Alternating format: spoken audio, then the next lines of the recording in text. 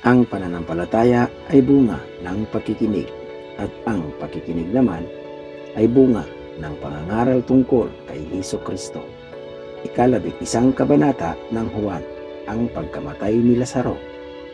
May isang taong nagngangalang Lazaro na nagkasakit. Nakatira siya sa Betania kasama ang mga kapatid niyang sina Maria at Marta. Si Maria ang nagbuhos ng pabango sa paa ng Panginoon at pagkatapos ay pinunasan iyon ng kanyang buhok.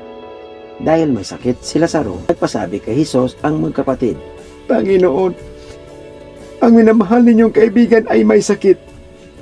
Nang marinig ito ni Hesus ay sinabi niya, hindi niya ikamamatay ang sakit na ito. Nangyari iyon upang maparangalan ng Diyos at sa pamamagitan nito'y maparangalan ang anak ng Diyos. Mahal ni Hesus ang magkakapatid na Marta, Maria at Lazaro. Gayunman, nagpalipas pa siya doon ng 2 araw mula nang mabalitaang may sakit si Lazaro. Pagkatapos nito, sinabi niya sa kanyang mga alagad, magbalik tayo sa Judea. Sumagot ang mga alagad, Rabbi, hindi po ba't kamakailan lamang ay pinagtangkaan kayong batuhin ng mga tao? Bakit pupunta naman kayo doon? Sinabi ni Hesus, hindi ba't may 12 oras sa maghapon? Hindi matitisod ang lumalakad kung umaga, sapagkat nakikita niya ang nagbibigay liwanag sa daigdig na ito. Subalit, natitisod ang lumalakad kung gabi, sapagkat wala na siyang liwanag. Idinugtong pa ni Hesus, natutulog ang kaibigan nating si Lazaro. Pupunta ako upang gisingin siya.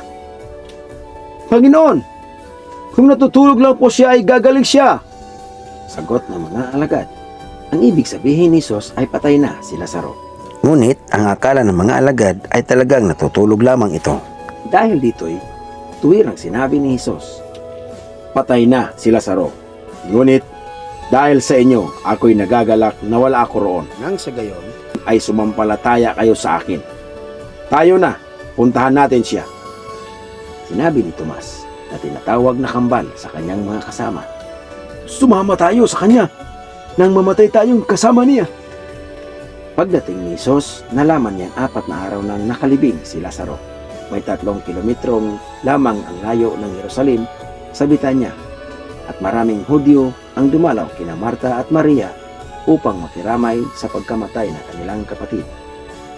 Nang mabalitaan ni Marta na dumarating si Hesus, sinalubong niya ito, ngunit si Maria na may naiwan sa bahay.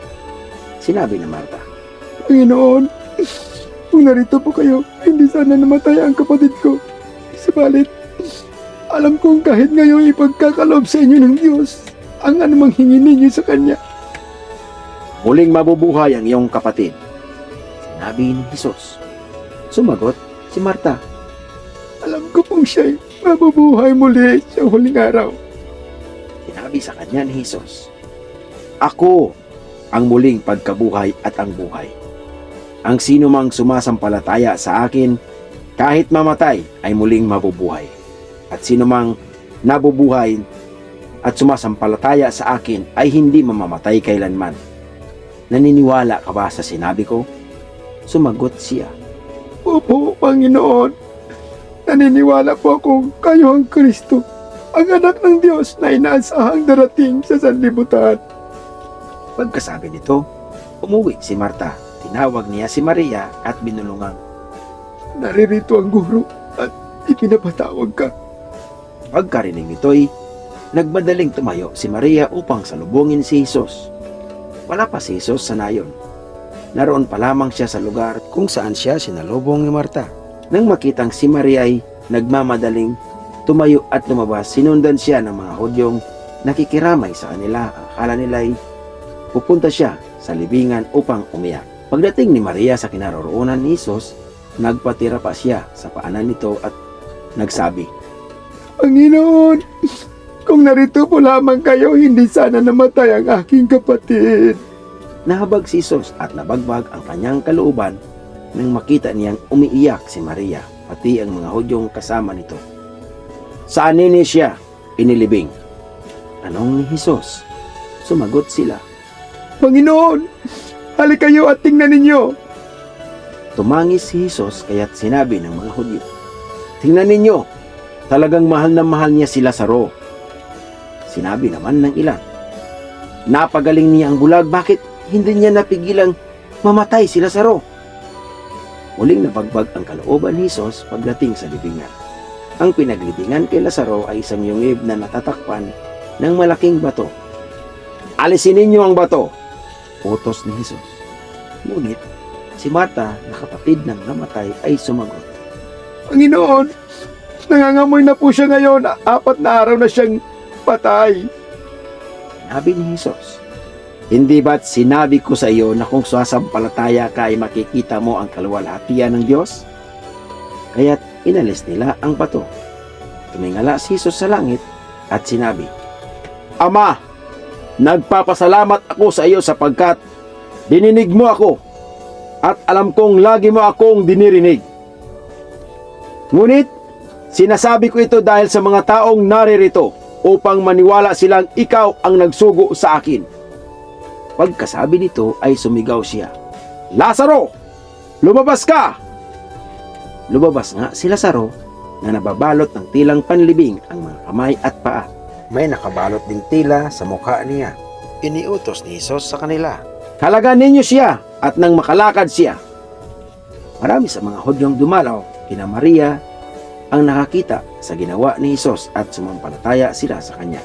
Ngunit may ilan sa kanila na pumunta sa mga Pariseo at ibinalita ang ginawa ni Jesus.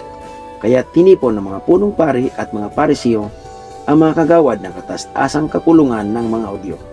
Kanilang sinabi, ano ang gagawin natin? Gumagawa ng maraming himala ang taong ito. Kung siya'y pababayaan nating magpatuloy sa kanyang mga ginagawa, maniniwala sa kanya ang lahat. Paparito ang mga Romano at wawasakin ang ating templo at ating bansa. Ngunit ang isa sa kanila, si Caiphas na siyang pinakapunong pari ng taong iyon, ay nagsabing, wala kayong alam.